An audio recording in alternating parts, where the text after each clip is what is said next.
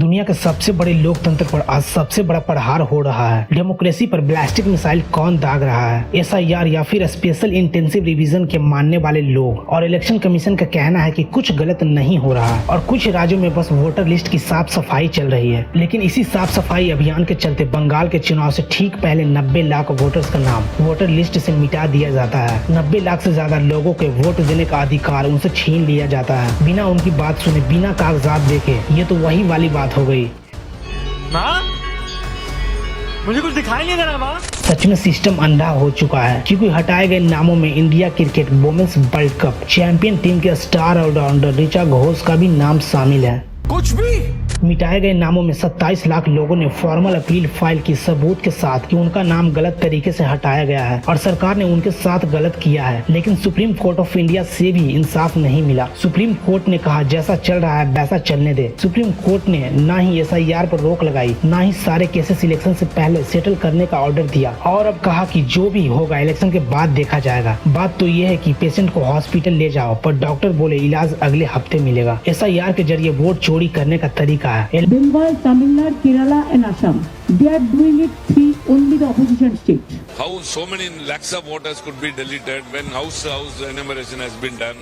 SIR institutionalise चोरी करने का तरीका है। इलेक्शन कमीशन, इलेक्शन कमिश्नर और बीजेपी के बीच में पार्टनरशिप। लेकिन बंगाल की एसआईआर यानी स्पेशल इंटेंसिव रिवीजन की कहानी में बहुत बड़ा झोल है और ये इलेक्शन हारने जीतने का डिसाइड फैक्टर है। जब हम एसआईआर की पूरी कहानी को समझेंगे, उसके नंबर, आंकड़े, पैटर्न, टाइमिंग, उसके पीछे राजनीतिक देखेंगे, तब शायद आप भी समझ जाओगे कि भारत की डेमोक्रेसी पर अब तक का सबसे बड़ा डायरेक्ट हमला है। एसआईआर के इस पूरे विवाद को हिंदू मुस्लिम के लेंस से लोग काफी देख रहे हैं, लेकिन धर्म तो बहाना है, इलेक्शन जीतना असली निशाना है। तो आइए जानते हैं आज के इस वीडियो में बंगाल इलेक्शन को पूरे डिटेल के साथ। तो मैं आपसे बस एक चीज चाहता हूँ और वो है आपका ओपिनियन। आप इसके बारे में क्या सोचते हैं?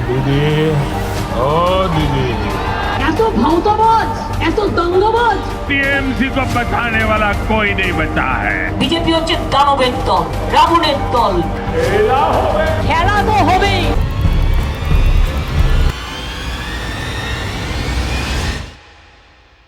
नवंबर 2025 को वेस्ट बंगाल में एसआईआर शुरू हुआ था और 28 फरवरी 2026 को फाइनल वोटर लिस्ट पब्लिश हुई। बंगाल में हर 6 में से एक वोटर इससे अफेक्ट हुआ है। कुल 1.21 करोड़ लोग इस पूरी एक्सरसाइज में टोटल वोटिंग पॉपुलेशन के 8.09% वोटर्स यानी 61 लाख लोगों का नाम वोटर लिस्ट से डिलीट कर दिया गया। लेकिन बात यहाँ सिर्फ एक डिलीशन पर नहीं रुकी। 60 लाख वोटर्स को लॉजिकल मिसमैच के नाम पर एक बिल्कुल नई कैटेगरी में डाल दिया गया। सिंपल शब्दों में कहा जाए तो सस्पेक्टेड वोटर, ना इनका नाम डिलीट किया गया ना ही कंफर्म किया गया, बस बीच में लटका कर छोड़ दिया गया। तू तो गया बेटे।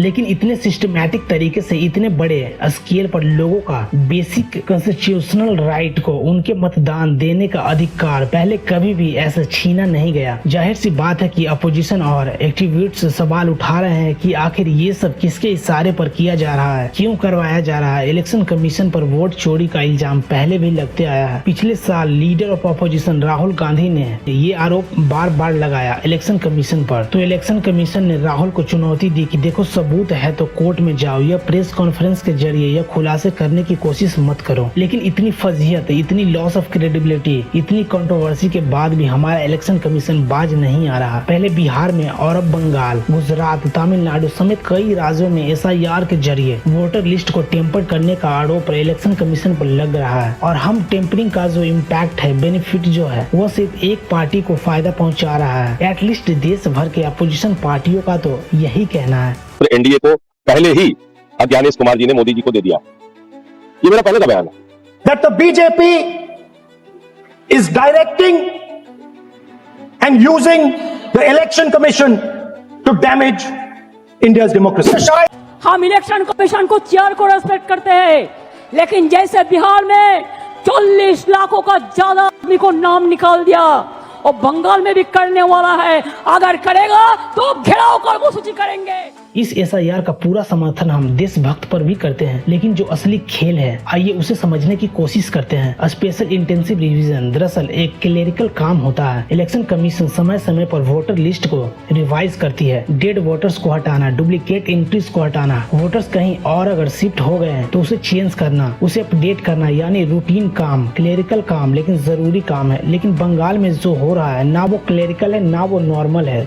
उसके ऊपर एक नया अनटेस्टेड प्रोसेस इंट्रोड्यूस किया गया जिसमें एक लॉजिकल डिस्क्रिपेंसी सिस्टम का इस्तेमाल किया गया। इनोरेट सॉफ्टवेयर ECO का वोटर डेटाबेस सॉफ्टवेयर उसे इस्तेमाल किया गया और एक नई कैटेगरी का इजाद किया गया जिसका नाम था अंडर एजुकेशन है। इसका मतलब था कि सॉफ्टवेयर को कहा गया, इंस्ट्रक्शन फीड किए गए कि सारा लिस्ट खंगालो, सारे डिटेल्स को देखो, नाम, पता, बैकग्राउंड, इसे सबको जांच कर इनकंसिस्टेंसी को पकड़ो। मानो नाम में अगर कहीं स्पेलिंग अलग हो गया, पिता का नाम कहीं से अलग हो गया या फिर एड्रेस कहीं से मिसमैच हो गया और जो वोटर्स इस कैटेगरी में डाले गए उन्हें एक हायरिंग के लिए बुलाने का एक सिस्टम बनाया गया जहां उनके डॉक्यूमेंट्स को लिया जाएगा। फिर लोग अपने आप को साबित कर पाएंगे कि नहीं वही वैलिड वोटर है। अब जिसने भी आज तक सरकारी दफ्तर में एक बार भी कदम नहीं रखा उसे मालूम था कि ये कहानी दुर्घटना की तरफ जा रही है। जिन 60 लाख वोटर्स को अंडर एजुकेशन की जिल्लत में डाल दिया गया उनके केसेस को एजुकेटेड करने के लिए एक नई कमिश्नरी भी बनाई गई। ERO यानी इलेक्टोरल रजिस्ट्रेशन ऑफिस को भी बाईपास कर दिया गया। आर्टिकल 142 का इस्तेमाल करके सुप्रीम कोर्ट की स्पेशल पावर से एक अलग एजुकेशनल मैकेनिज्म को तैयार किया गया और फिर 28 फरवरी को एक ड्राफ्ट लिस्ट बनाई गई। अब देखने वालों को, समझने वालों को, जो क्रोनोलॉजी समझते हैं उनको कई चौंका देने वाले पैटर्न इसमें दिखाई दिए। क्या ये वोट चोरी था? क्या ये इलेक्शन चोरी था? क्या ये डेमोक्रेसी चोरी हो रहा था? हम कुछ नहीं कह रहे हैं, आप खुद ही फैसला कर लो। आंकड़े हम आपके सामने रख रहे हैं। भवानीपुर में ममता बनर्जी की खुद की सभा सीट में एक मुस्लिम वोटर को हिंदू वोटर के कंपैरिजन में अंडर एजुकेशन में डाले जाने की प्रोबेबिलिटी 3 गुना से ज्यादा देखी गई है। मानिक चौक में जहां हिंदू मुस्लिम वोटर्स एग्जैक्टली 50-50% है, वहाँ अंडर एजुकेशन वाले वोटर्स में 97.4% मुसलमान आ गए। शमशेरगंज में 82% मुस्लिम इलेक्टोरेट है। 98.8% एजुकेटेड वोटर्स जो आए वो मुसलमान निकले। अब एक न्यूट्रल एल्गोरिथम 50-50% पॉपुलेशन में भी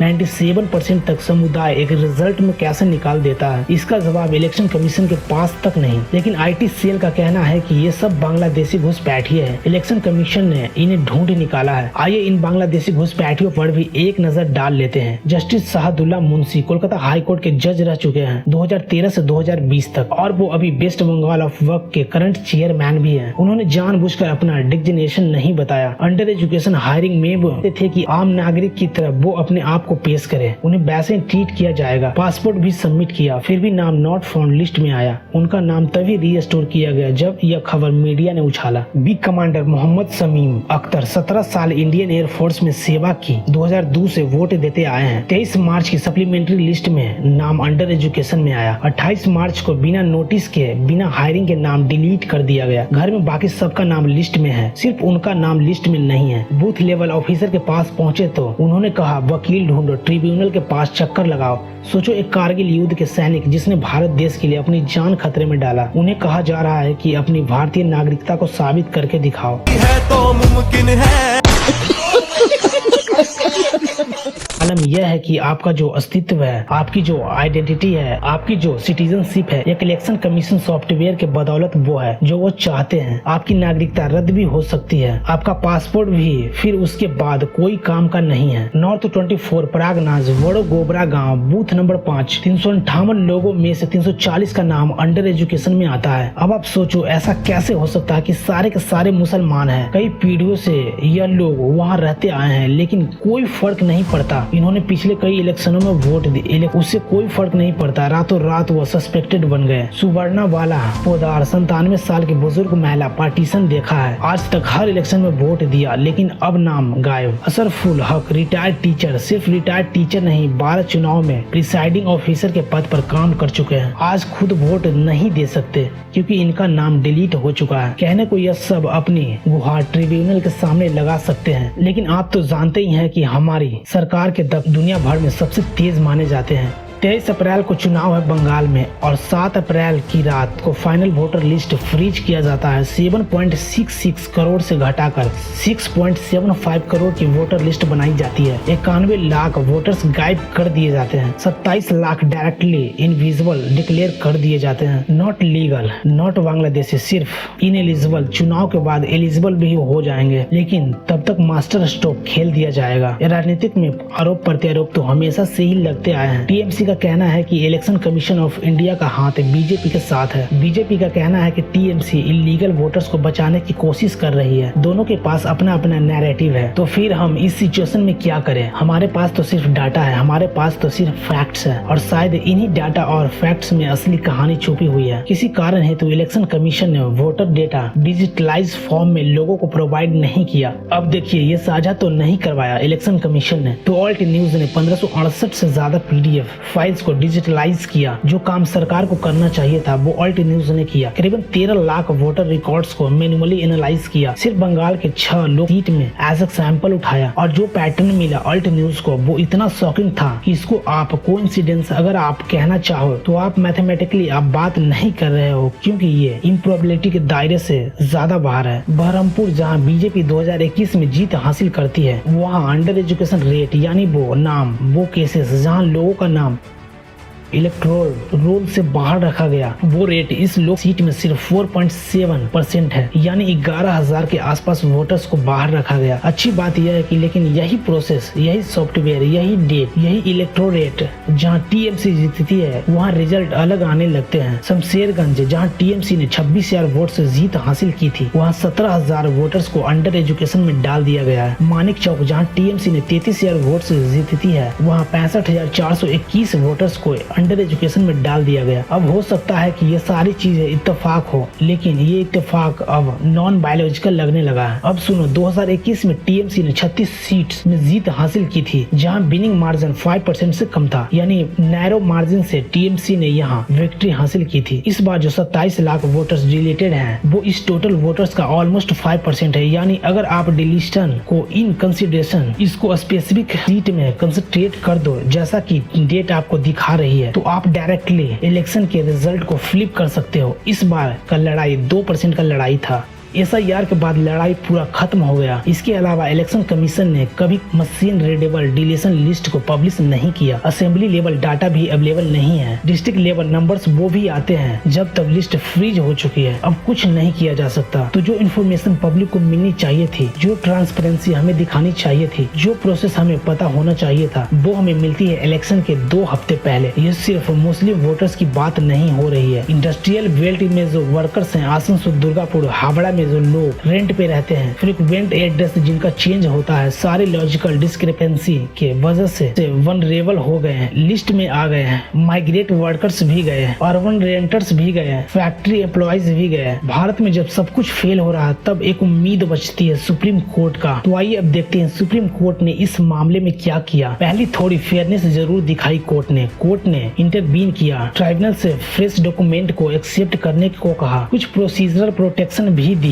और 27 लाख डिलीटेड वोटर्स के बारे में 6 अप्रैल को ऑर्डर भी दिया। ऑर्डर का नतीजा नाम डिलीटेड ही रहेगा, वोट आप नहीं डाल सकते हो। अपील्स ट्राइब्यूनल में ही आपको जाना पड़ेगा। कोर्ट का लॉजिक है फेयर अपील्स प्रोसीजर एस्टैब्लिश करने में 50 से 60 दिन लग सकते हैं, लेकिन हम सिर्फ इस वजह से लोगों को वोट देना अलाउ नहीं कर सकते क्योंकि उनका नाम पिछली लिस्ट में था। और कोर्ट यह कह रही है कि नहीं, हम आपसे वोटिंग का अधिकार नहीं छीन रहे हैं। कोर्ट ने किसी को बांग्लादेशी नहीं कहा, कोर्ट ने किसी को घुसपैठिए नहीं कहा, ना ही सरकार कहने की कोशिश कर रही है बस इलेक्शन में आप वोट नहीं डाल सकते हैं बिकॉज ऑफ फला। थोड़ा डिस्क्वालिफिकेशन है, अगली बार वोट डाल देना। ये लॉजिकल कितना फनी और कितना डेंजरस है आप खुद ही सोचिए। वोट देना भारतीय नागरिक का सबसे बड़ा और सबसे महत्वपूर्ण अधिकार है। कोर्ट ने सरकार से यह प्रूव करने को नहीं कहा कि अच्छा बताओ ये घुसपैठिए है क्या। कोर्ट ने इलेक्शन पोस्टपोन करने की पहल तक नहीं की। बस एक सॉफ्टवेयर के बेसिस पर लाखों लोगों को इलेक्टोरल प्रोसेस से बेदखल कर दिया गया, उन्हें बाहर निकाल दिया गया। गया, उनके राइट्स पर बुलडोजर चला दिया गया। एक अलग ही लेवल पर स्कैम चल रहा है। एक और अहम बात, सुप्रीम कोर्ट इस पूरे रायते को फैलने से रोक सकती थी। कोर्ट ने ही इलेक्शन से सिर्फ 4 महीने पहले SIR करने की परमिशन दी। कोर्ट ने ही इनोरेंट सॉफ्टवेयर के लॉजिकल डिस्क्रिपेंसी नोटिस के सिस्टम को मंजूरी दी, जबकि ये इंडिया में पहली बार इस्तेमाल किया जा रहा था। सिर्फ बंगाल के लिए इस्तेमाल किया जा रहा था, किसी लीगल फ्रेमवर्क के बिना इस्तेमाल किया जा रहा था। कोर्ट ने ही आर्टिकल 142 के जरिए नए एजुकेशन मैकेनिज्म को खड़े करने की अनुमति दी, जो एग्जिस्टिंग